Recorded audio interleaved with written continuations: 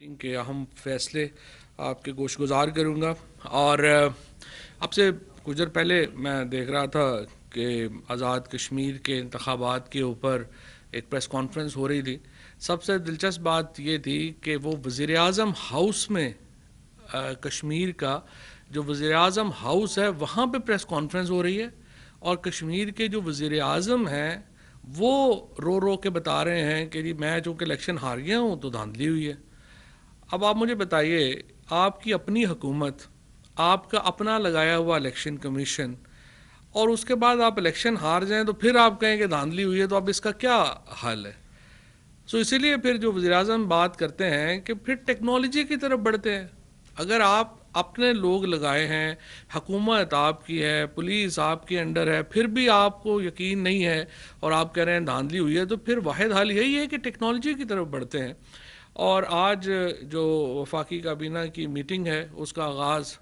सबसे पहले तो ज़ाहिर है वज़ीर-ए-आज़म साहब को मुबारकबाद से हुआ, जहाँ वफाकी काबीना ने जो पूरी कश्मीर में शानदार कामयाबी है वज़ीर-ए-आज़म साहब की क़यादत में, उसके ऊपर वज़ीर-ए-आज़म साहब को मुबारकबाद दी। उसके बाद वफाकी काबीना ने और वज़ीर-ए-आज़म साहब ने जो अली अमीन गंडापुर हैं, मुराद सईद हैं, अली मोहम्मद हैं, शहरयार आफरीदी हैं, बाकी लोग हैं जिन्होंने इस कैंपेन में हिस्सा लिया, उनकी तारीफ़ की कि जिस तरीके से उन्होंने कैंपेन चलाई। और यकीनी तौर के ऊपर वफाकी काबीना ये समझती है कि जो कामयाबी है तहरीक इंसाफ की कश्मीर में, वो वज़ीर-ए-आज़म साहब की जो पॉलिसीज़ हैं उनके ऊपर अवाम के एतमाद का मज़हर है और तौसीक करता है अवाम के उस फ़ैसले की जिसके नतीजे में आज तहरीक इंसाफ जो है वो हुकूमत में है। उसके बाद फातिहा ख्वानी हुई उन शहदा के लिए, ख़ुसूसन वो जो 4 फ़ौजी शहीद हो गए इलेक्शन ड्यूटी करते हुए कश्मीर में, और उसके साथ जो पीटीआई के कारकुनान जो वहाँ पे शहीद हुए और उनके लिए फातिहा ख्वानी की गई, और जो ज़ख्मी हैं उनके जो इलाज के लिए हदायत जारी की गई हैं, और जो तमाम वज़ीर-ए-आज़म साहब ने ये हदायत की है कि इंसाफ होना चाहिए और जहाँ पे जिसके साथ ज़्यादती हुई है उनके मुल्ज़मान को लाजमी तौर के ऊपर गिरफ़्तार किया जाना चाहिए।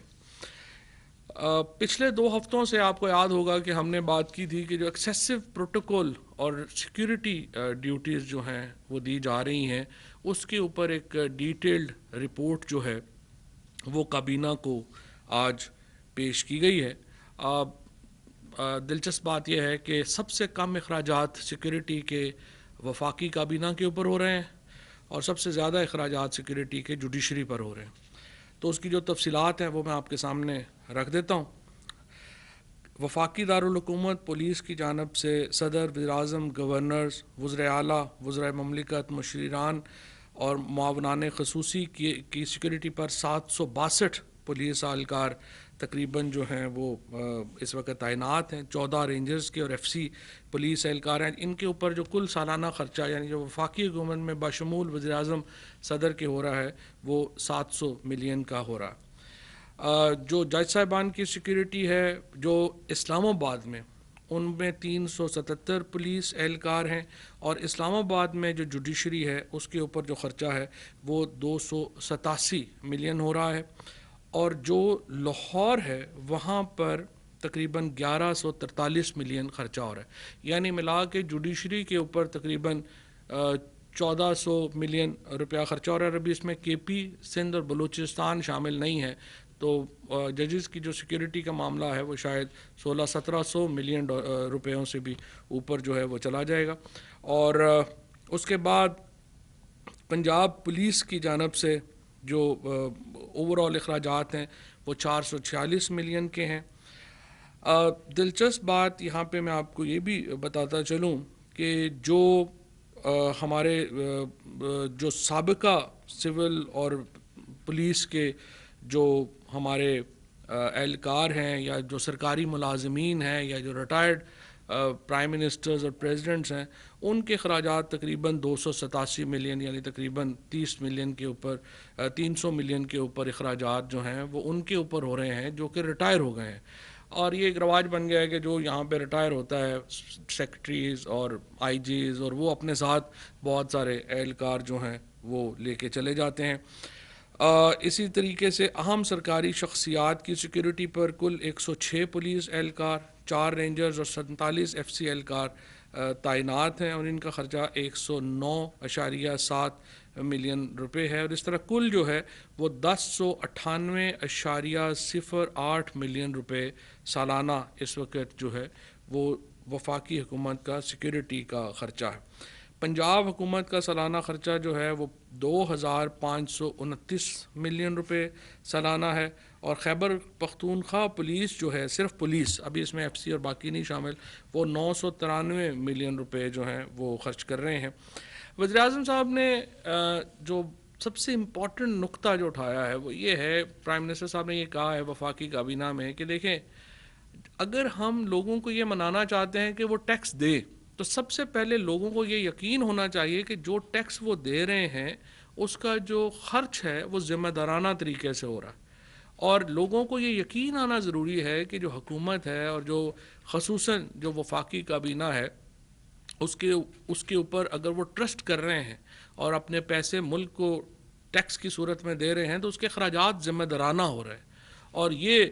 ایک بنیادی اصول ہے جمہوریت کا، اور اسی لیے وزیر اعظم صاحب نے یہ جو ایک ایکسیسو سیکیورٹی کے معاملات ہیں ان کو مد نظر رکھتے ہوئے ایک نیا نظام وضع کرنے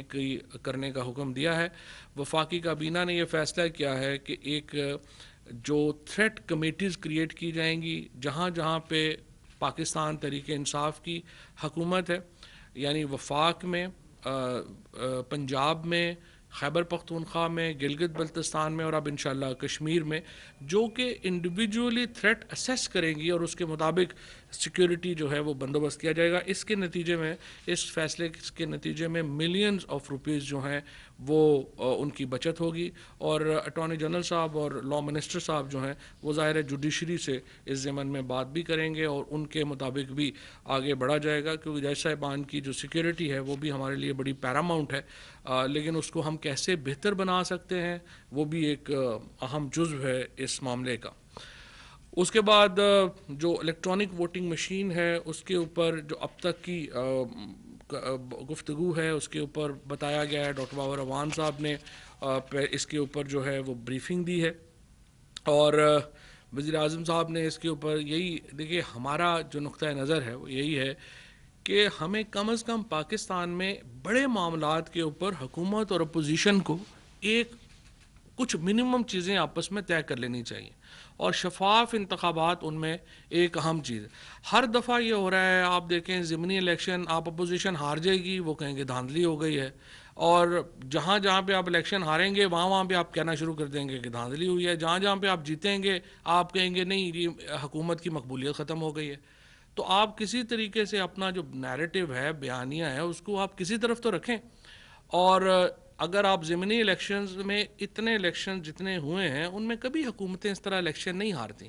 ہمارا جو پی ٹی آئی کے اندر بھی ایک تنقید ہے کہ دیکھیے ہم تو الیکشن لڑتے ہی نہیں، جیسے مسلم لیگ نون اپنے ضمنی الیکشن لڑتی تھی یا پیپلز پارٹی الیکشن لڑتی تھی کہ پوری حکومت پیچھے کھڑی ہو جاتی تھی اور وہاں پہ اتنا پیسہ چلا جاتا تھا الیکشن رہ ہی نہیں جاتا تھا۔ خود میرا الیکشن جو تھا 2016 میں، اس کا جو سارے لوگ جنہوں نے کور کیا ان کو پتہ ہے کہ کیسے وہاں پہ الیکشن ہوئے تھے۔ سو جب بھی الیکشنز کو آپ نے ضمنی الیکشنز ہوتے ہیں، ہماری یہ پہلی حکومت ہے پی ٹی آئی کی جہاں پہ ہم نے فری اور فیئر الیکشنز کو یقینی بنایا ہے، اور اگر اپوزیشن سمجھتی ہے کہ اس نظام کو ٹھیک کرنے کی ضرورت ہے، ہم نے اپنے 49 نکات پہ مبنی اصلاحات رکھ دی ہیں، آپ اپنی لے کے آ جائیں، ہماری کوئی صحیفہ تو نہیں ہے کہ لازمی طور پہ ہم ہی ٹھیک ہوں گے، ہماری جہاں پہ غلط ہیں آپ اپنی لے آئیے اور بتائیے کہ اس کو اس طرح سے ٹھیک کرنا ہے، اس پہ ہم آگے بڑھیں گے۔ اور صبح بھی جس طرح سے میں نے بات کی تھی کہ اپوزیشن کے ساتھ جو معاملات ہیں وہ ابھی تک بہتر طریقے سے آگے بڑھ رہے ہیں، اور انتخابی اصلاحات کے اوپر جو کمیٹی ہے، ابھی اسپیکر صاحب جو ہیں وہ ملک سے باہر گئے ہیں، آذربائیجان گئے ہیں، وہ واپس تشریف لائیں گے، تو یہ جو پارلیمان کی کمیٹی ہے یہ اس پہ مزید آگے بڑھے گی، اور باقی بھی جو متنازع معاملات ہیں چاہے ان میں نیب کا قانون شامل ہے، اس میں جو الیکٹورل ریفارمز شامل ہیں، اور اس میں باقی جو چیزیں شامل ہیں، اس کے اوپر بھی ہم اپوزیشن کے ساتھ ایک سیر حاصل گفتگو کرنا چاہتے ہیں، اور ہم کم از کم یہ سنجیدہ ہیں کہ ان معاملات کو ہمیں آگے لے کے جانا چاہیے۔ ملک میں کاروبار کا آغاز کرنے اور کاروباری سرگرمیوں کے حوالے سے درکار سرکاری منظوریوں، این سی اوز اور این او سیز اور دیگر قواعد و ضوابط، اور اس کے نتیجے میں کاروباری برادری خصوصاً نئے کاروبار کا اجرا کرنے والے افراد کی مشکلات کے پیش نظر کابینہ نے بڑا فیصلہ لیتے ہوئے سرمایہ کاری بورڈ کو اختیار دیا ہے کہ وہ کاروباری عمل کو آسان بنانے کے حوالے سے فرسودہ قوانین اور شرائط کو ختم کرنے کے لیے مجوزہ قانون سازی کرنے کے عمل کا اجرا کرے۔ ایز آف ڈوئنگ بزنس ہمارا ایک بہت بنیادی نقطہ رہا ہے جب سے عمران خان کی حکومت آئی ہے، اور ہم نے جو انٹرنیشنل انڈیکس ہے ایز ٹو ڈو بزنس کا، اس کے اوپر پاکستان بڑی تیزی سے آگے آیا ہے۔ اس سال بھی ہمارے ٹارگٹس ہیں اور ہم ایز ٹو ڈو بزنس کے لیے مزید جو کام ہے وہ اس کو کرنا چاہتے ہیں۔ اسی ضمن میں جو بیرون ملک سرمایہ کاری کے معاہدوں کے حوالے سے جو نیا فریم ورک ہے اور اس کی حکمت عملی کی منظوری دی گئی ہے، جہاں پہ بہت سارے جو ممالک ہیں ان کے لوگ پاکستان آتے ہیں، یہاں پہ ان کے کاروباری مسائل ہوتے ہیں، تو اس کے لیے ہمارے بھی آپ نے دیکھا کہ ہم نے ریکارڈ ایکٹ میں باقی جو ہمارے کیسز ہیں ان میں بہت بھاری نقصان ہمیں اس میں جو ہے وہ ہوا۔ اس میں تو خیر ماشاءاللہ سابق چیف جسٹس افتخار چودھری صاحب کا بڑا رول تھا، جو آج پاکستان کو اتنی مصیبت پڑی ہے کہ وہ سارے پیسے جو ہمیں دینے پڑے ہیں، لیکن اس میں ہم ایک ایسا نظام بنانا چاہتے ہیں جس میں کوئی ایک شخص جو اس طرح کا جو نظام ہے اس سے فائدہ نہ اٹھائے کہ پاکستان کو بعد میں قانونی مشکلات جو ہیں اس کا سامنا کرنا پڑے، اور یہ معاملات پھر عالمی عدالتوں میں پہنچ جاتے ہیں، اور سرمایہ کاری کے حوالے سے اس میں ایک تو نقصان ہوتا ہے، پھر دو طرفہ تعلقات جو ہیں ان میں بھی جو ہے وہ نقصان جو ہے وہ اس کا ہمیں سامنا کرنا پڑتا ہے۔ ریڈ کریسنٹ سوسائٹی کو جاپان سے 5 ایمبولینس درآمد کرنے کی اجازت دی گئی ہے۔ یہ ایمبولینسز جاپان حکومت کے ادارے society for promotion of Japanese diplomacy Tokyo کی جانب سے عطیہ کی گئی ہیں۔ 5 ایمبولینسز جو ہیں وہ انہوں نے ریڈ کریسنٹ ہلال احمر جو ہے اس کو ڈونیٹ کی تھیں، اور اس کے اوپر کسٹمز ڈیوٹی جو ہے وہ اس کا معاملہ تھا، اور اس کو اجازت دیا ہے کہ وہ آپ جو ہے یہ منگوا لیں۔ سیکرٹری داخلہ کی جانب سے E11 سیکٹر میں ڈیولپمنٹ کے حوالے سے اسلام آباد ہائی کورٹ میں دائر پٹیشن میں عدالت کے حکم نامے سے کابینہ کو آگاہ کیا گیا۔ کابینہ نے سی ڈی اے کو عدالت کے فیصلے پر عمل درآمد کو یقینی بنانے کی ہدایت کے ساتھ ساتھ ان معاملات پر غور کرنے کے لیے کمیٹی کے قیام کی منظوری دی، جو ہفتے میں اپنی سفارشات پیش کرے گی۔ دیکھیں ہوا کیا، اسلام آباد میں جو کہ نیا شہر تھا، یہاں پہ گاؤں تھے، ان گاؤں کو ایکوائر کیا حکومت نے، اور اس کے بعد جن لوگوں سے ایکوائر کیا گیا، جو مالکان تھے، ان سے یا تو ان کو کمپنسیشن دی گئی یا ان کو پلاٹس دیے گئے۔ یہ 1970-75 سے معاملات جو ہیں وہ چل رہے ہیں۔ بدقسمتی سے ہوا کیا، بلکہ اس سے بھی پہلے کئی تو معاملات ہیں، جو طاقتور لوگ تھے انہوں نے کیا کیا کہ سارے یہ جو ہمارے گاؤں کے جو مقامی لوگ تھے ان کے رائٹس کو ایکسپلائٹ کیا گیا، ان کے حقوق کے اوپر ڈاکہ ڈالا گیا، اور ایک وقت کے ساتھ ساتھ ایک اتنا زیادہ یہاں پر اسلام آباد کے اندر زمین کی جو لینا اور کرنا وہ ایک اتنا بڑا عذاب بن گیا کہ اس کو پھر وہ پورے کا پورا معاملہ یہ کرپشن میں نیپوٹزم کے اندر چلا گیا ہے۔ اور اب جو اسلام آباد ہائی کورٹ ہے، چیف جسٹس اسلام آباد ہائی کورٹ نے بہت ہی شاندار فیصلہ جو ہے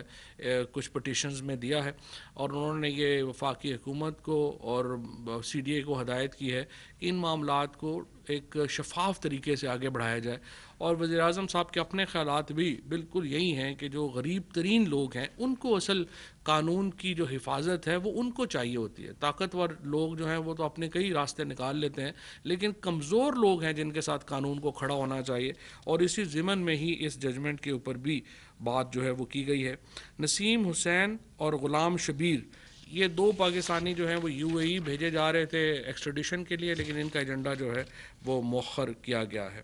انسانی سمگلنگ کے روک تھام کے حوالے سے FIA کی عملداری کو مزید مؤثر بنانے کے لیے prevention of smuggling of migrants act 2018 اور prevention of trafficking in prison act 2018 کو FIA ایکٹ 1974 کے شیڈول میں شامل کرنے کی منظوری دی گئی ہے۔ چیک ریپبلک کے ساتھ دوہری شہریت الاؤ کی گئی ہے۔ چیک ریپبلک نے ہمارے لیے اپنے قانون میں امینڈمنٹ کی تھی، اور چیک ریپبلک کا پہلے ڈوئل نیشنلٹی نہیں تھی، چیک ریپبلک نے اپنے قانون میں امینڈمنٹ کی، اور اب پاکستان نے بھی الاؤ کیا ہے کہ چیک ریپبلک کے ساتھ ہم دوہری شہریت جو ہے وہ رکھ سکتے ہیں۔ ایک بہت ہی اہم ڈیولپمنٹ میں کابینہ نے ملک کی پہلی نیشنل سائبر سیکورٹی پالیسی کی منظوری دی ہے۔ نیشنل سائبر سیکورٹی پالیسی، ابھی بھی آپ نے دیکھا تھا کہ جو پیگاس کا میلویئر ایکٹ ہوا، دنیا بہت تیزی سے سائبر وارز کی طرف جا رہی ہے۔ آج ہم ساری اپنی بینکنگ ٹرانزیکشنز جو ہیں وہ اے ٹی ایمز کے اوپر کر رہے ہیں، بلکہ اب موبائل فونز کے اوپر کر رہے ہیں۔ تو آپ اندازہ لگائیں کہ اگر آپ کا ریکارڈ جو ہے وہ ہیک ہو جائے تو اس سے ایک بہت بڑی پرابلمز جو ہیں وہ کریٹ ہو سکتی ہیں۔ لہٰذا دنیا میں سائبر سیکیورٹی ریجیمز جو ہیں وہ کریٹ ہو رہی ہیں، اور ہم نے اپنی پہلی پالیسی جو ہے یہ آئی ٹی منسٹری نے آج دی ہے، جو بہت ہی امپورٹنٹ ہے ہماری ڈیٹا پروٹیکشن کے لیے، اور اس کے ساتھ ساتھ جو ہماری اوور آل ایک سائبر رجیم ہے ہماری، اس کی پروٹیکشن کے لیے۔ دو حصے ہیں، ایک سائبر سیکیورٹی ہے اور ایک سائبر اوفینسز ہے۔ جیسے جو اوفینسز ہیں وہ انٹیریئر دیکھتی ہے اور وہ انٹیریئر کے تحت ہوں گے، پریونشن کا جو کام ہے وہ آئی ٹی دیکھے گی، اور اس کے لیے ایک بڑی کمپریہنسو پالیسی جو ہے وہ ہم لے کے آئے ہیں۔ اس کے بعد کابینہ نے حکومتی ایڈورٹیزمنٹ پالیسی 2021 کی منظوری دی ہے۔ اس میں جو ایڈورٹیزمنٹ میں آپ کو معلوم ہے پہلی بار پچھلے 3 مہینوں میں یہ ہوا ہے، ہم الحمدللہ پہلی بار میں آپ کو یہ بتانا چاہتا ہوں کہ ہم اس وقت زیرو پیمنٹس کے اوپر، آؤٹ سٹینڈنگس کے اوپر کھڑے ہیں۔ پہلی بار یہ ہو رہا ہے کہ حکومت نے جو اخبارات ہیں، ٹیلی ویژنز ہیں، ان کو ہم جو ایڈورٹیزمنٹ دیتے ہیں ان کی پیمنٹس فوراً ساتھ ہوتی ہے، اور کبھی اس سے پہلے اس طرح کا نظام جو ہے وہ وضع نہیں ہوا۔ یہاں 6 سال 10 سال جو ہیں وہ لوگوں کو، اداروں کو پیسے نہیں ملتے تھے، ان کو تنخواہیں نہیں ملتی۔ البتہ پیسے سارے ہم نے دے دیے ہیں، بٹ اب بھی کچھ ادارے ماشاءاللہ تنخواہیں تو اب بھی نہیں دے رہے۔ تو اب دعائی کر سکتے ہیں کہ ہم جن کو سب کو پیسے مل گئے ہیں، اگر جن کو کوئی پرابلمز ہیں تو وہ آ جائیں ہمارے پاس، ان کی پرابلم بھی دور کرتے ہیں۔ لیکن صحافیوں کو، اور خصوصاً جو ہمارے ٹیکنیکل لوگ ہیں، جو ہمارے جو رپورٹرز ہیں یا کالمسٹ ہیں یا اینکرز ہیں، ان کا تو پھر بھی ایکسیس ہے، وہ شور مچا سکتے ہیں۔ لیکن جو ٹیکنیکل سائٹ کے اوپر لوگ ہیں،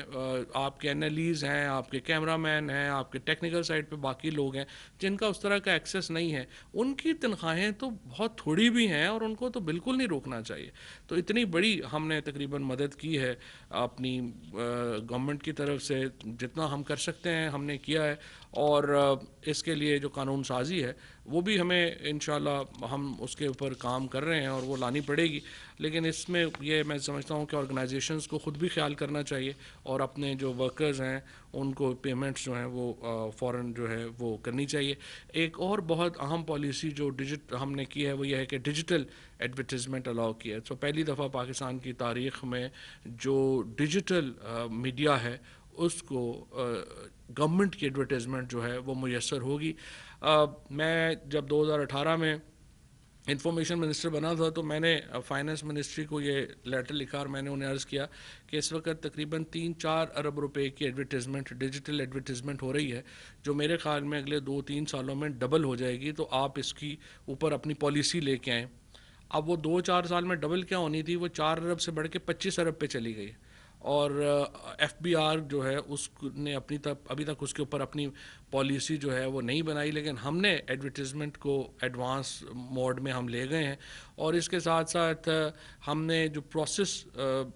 بنائے ہیں اور آسان کیے ہیں، اس کے نتیجے میں ایک ریولوشنری چینجز جو ہیں وہ ایڈورٹیزمنٹ کے ضمن میں ہم لے کے آئے ہیں، اور ایک ٹرانسپیرنسی کا جو پرنسپل ہے، پہلی دفعہ جو پی آئی ڈی ہے وہ 100% پیپر لیس ہے، تمام کام جو ہیں وہ ڈیجیٹل ہو رہے ہیں۔ کسی کا جو بھی اشتہار دیکھنا چاہتے ہیں وہ جا کے اشتہار اپنا روز ویب سائٹ پہ دیکھ سکتے ہیں، کس ادارے کو کتنے ملے، کیا ہوا۔ اکارڈنگلی ہم نے جو ٹرانسپیرنسی لے کے آئے ہیں، اس کے بعد ہم نے ریٹس ایڈجسٹمنٹس جو ہیں وہ کی ہیں، اور ہم نے جو پیمنٹس ہیں ان کو ہم اسکیجول کے اوپر لے کر کے آئے ہیں۔ اور اب انشاءاللہ یہ جو ڈیجیٹل ایڈورٹائزنگ ہے یہ ایک نیا ریولوشن کا باعث بنے گی پاکستان میں، جو ہماری ڈیجیٹل میڈیا ہے اس کے لیے۔ اس کے ساتھ काबीना ने कमांडर राहत अहमद अवान सतारा इम्तियाज़ मिलिट्री की बतौर managing director Korangi fisheries harbour authority Karachi की तैनाती की मंजूरी दी है। लेकिन साथ ही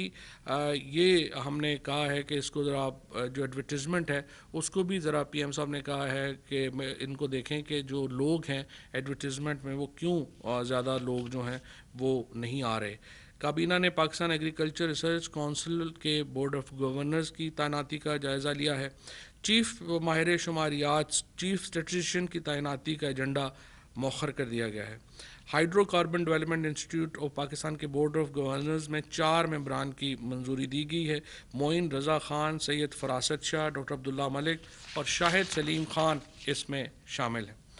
जेनिको holding company limited Ahmad Taimur नासर डायरेक्टर और member OGCL board of directors को मुस्तकिल चीफ एग्जीक्यूटिव की तैनाती तक आर्जी तौर पर चार्ज देने की मंजूरी दी गई है। जेनिको होल्डिंग कंपनी के बोर्ड ऑफ डायरेक्टर्स की तैनाती की मंजूरी दी गई है।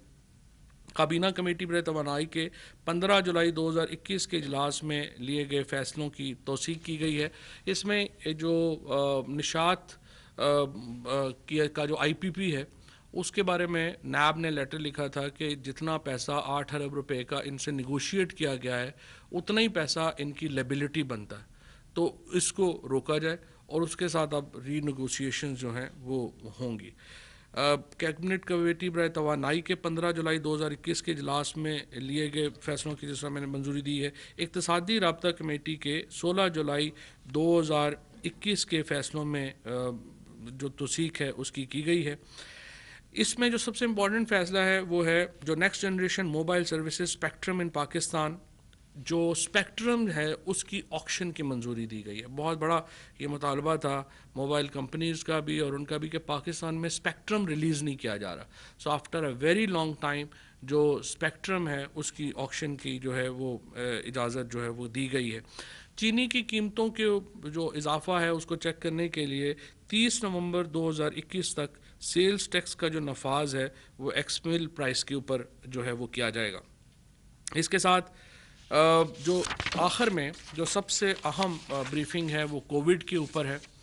कोविड में अगरचे पाकिस्तान के अंदर कल भी तकरीबन 6,50,000 लोग जो हैं उनको कोविड की वैक्सीन लगी है, लेकिन अभी तक जो टारगेट्स हैं हम उससे पीछे हैं। अगस्त में हमारा ये था कि हम तकरीबन जो 40% पॉपुलेशन है उसको हम जो वैक्सीन है वो लगा सकें और इस अगस्त तक और एंड ईयर तक हमने 70% लोगों को वैक्सीन जो है वो लगानी थी, लेकिन अभी तक इस टारगेट में हम पीछे हैं। और अब हमने ये फैसला किया है कि जो SOEs हैं सारी उनको शामिल किया जाए, स्टेट ओन्ड एंटरप्राइजेज़ को, जैसे वापडा है, बाकी आपके स्टेट बैंक के लोग हैं या हमारे ये ज़राई बैंक्स के लोग हैं या बाकी बैंक्स के लोग हैं, उनको शामिल किया जाए और उनको कहा जाए कि आप अपनी जगह के ऊपर जो वैक्सीन है उसका एहतमाम करें। क्योंकि अभी भी अगर चाहे ये 6.5 लाख लोगों को एक दिन में वैक्सीन लगाई है, लेकिन इस टारगेट को हमें 10 लाख तक करने की ज़रूरत है, ताकि हमारा इस वक्त आप देखें कराची में दोबारा क्राइसिस पैदा हो गया है। वहाँ पे आज क्रिटिकल केयर पेशेंट्स की तादाद सबसे ज़्यादा है। अब जब हम वैक्सीन नहीं लगाते और कोविड के ऊपर जो मामलात हैं हमारे वो वहाँ पर नहीं उसके ऊपर जो है वो काबू हम पाएंगे, तो इसकी बहुत बड़ी इकोनॉमिक प्राइस है जो हमें पे करनी पड़ती है। हमें दोबारा कारोबार बंद करने पड़ते हैं, शादी हॉल बंद करना पड़ते हैं, स्कूल बंद करना पड़ते हैं, जिसकी बहुत बड़ी कॉस्ट है। लिहाजा हमने फैसला यही किया कि इसको जो है वो हम इसको जो वैक्सीन है उसको बहुत सीरियस लेंगे। मिनिस्ट्रीज़ में भी ये जल्दी मामला आने वाला है कि जो मिनिस्ट्रीज़ हैं उनमें जो लोग हैं उनको लाजमी की जाए वैक्सीन, और फिर भी अगर वैक्सीन पे नहीं हुआ तो फिर हम मोबाइल फ़ोन्स की सिम जो है वो बंद करने का सोच सकते हैं। अभी हम इसको वॉलंटरी रखना चाहते हैं, लेकिन अगर ये मामला आगे ना बढ़ा तो फिर हम इसको जो है वो आगे बढ़ाएंगे और इसको लेकर सीरियस इक़दामात जो है वो किए जा सकते हैं। Thank you. सर ये बताइएगा कि आपने आगाज़ किया है काबीना के इजलास में, मैं से मुबारकबाद दी इलेक्शन के हवाले से, और चूँकि ये बड़ी तेज़ी से अगले मराहल जो है तय होंगे, تو کیا طے ہوا ہے پرائم منسٹر کے حوالے سے؟ جو اسپیکر ڈپٹی اسپیکر اور صدر بھی تبدیل ہونا ہے اگلے ماہ 26 اگست کو، ان کی خدمت ختم ہو جائے گی، تو کیا کب تک متوقع ہے یہ فیصلہ سر؟ انشاءاللہ امید ہے کہ یہ اگست کے دوسرے ہفتے تک جو ہے وہ یہ مکمل سیٹ اپس جو ہیں وہ پرائم منسٹر صاحب عمران خان جو ہیں وہ اناؤنس کر سکیں گے. فواد صاحب 92 سے فواد صاحب الیکشن کمیشن آف پاکستان کے 2 ممبران ریٹائر ہو جی گئے ہیں اور آئندہ عام انتخابات میں جو نئے ممبر تعینات ہوں گے وہ الیکشن کرائیں گے. کیا وزیر اعظم عمران خان کی جانب سے اپوزیشن لیڈر سے مشاورت کا عمل شروع ہوا ہے؟ ابھی جو مشاورت کا عمل ہے وہ ودن پارٹی شروع ہو چکا ہے اور انشاءاللہ مجھے امید ہے کہ اگلے تقریباً 2-3 دنوں میں ہم اپنے طور پہ فائنلائز کر لیں گے نام اور پھر ہم اس کے اوپر لیڈر آف اپوزیشن کو پرائم منسٹر صاحب اس کے اوپر لکھیں گے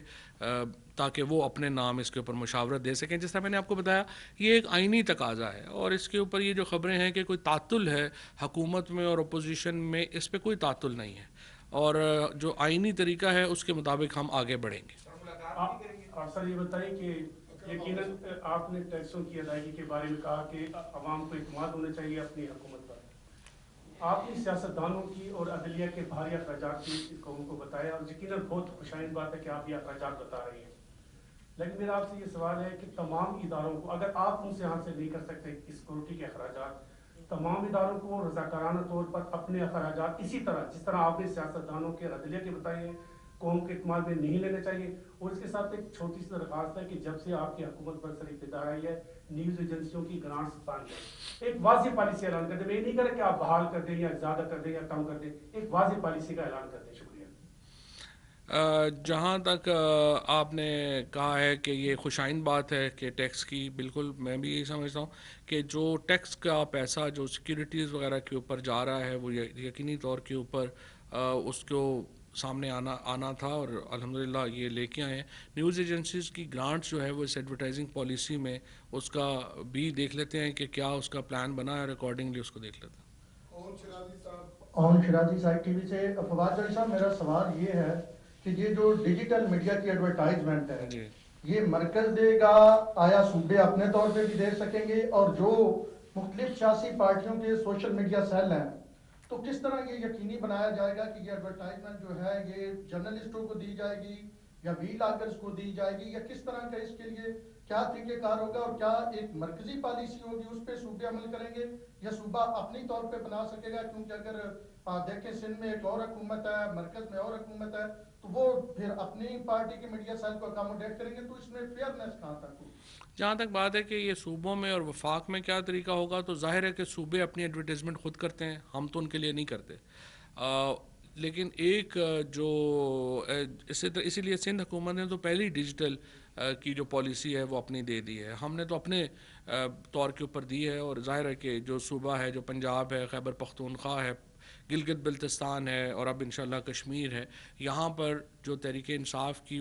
وفاقی حکومت کی جو پالیسیز ہیں، چونکہ وہاں پہ تحریک انصاف کی حکومتیں ہیں تو وہ وفاقی حکومت کی پالیسی کو فالو کرتے ہیں. جہاں تک فیئرنیس کا تعلق ہے اس میں ہم نے کوئی بھی پولیٹیکل انٹرونشن نہیں رکھی ہے دینے کے لیے. ایک پروفیشنل کمیٹی ہے جو کہ زیادہ بیوروکریٹس کے اوپر ہے، وہ فیصلہ کریں گے کہ، اور اس کا تو بڑا آسان حل ہے. دیکھیے اس کی جو ڈیجیٹل ایڈورٹائزنگ ہے ایکچولی وہ سب سے فیئر ہوتی ہے. اس کی وجہ یہ ہے کہ اس کی جو آپ کی جو قیمت ہے وہ اس کے کلکس کے اوپر ہوتی ہے. سو آپ نے یہ طے کرنا ہوتا ہے کہ کس کے کتنے کلکس ہیں. سو یہ آپ سمجھیے کہ اس کو نوازنے کا عمل اس لیے اس میں نہیں ہو سکتا کہ اس کا ریکارڈ جو ہے وہ بہت زیادہ اویلیبل ہے بنسبت ٹی وی اور اخبار کی ایڈورٹائزنگ کے، جس کا ریکارڈ اتنا امیکولیٹ جو ہے وہ آپ کے سامنے نہیں ہوتا. ڈیجیٹل ایڈورٹائزنگ کا جو فیئرنیس ہے وہ اس میں بہت زیادہ ہے روایتی میڈیا سے.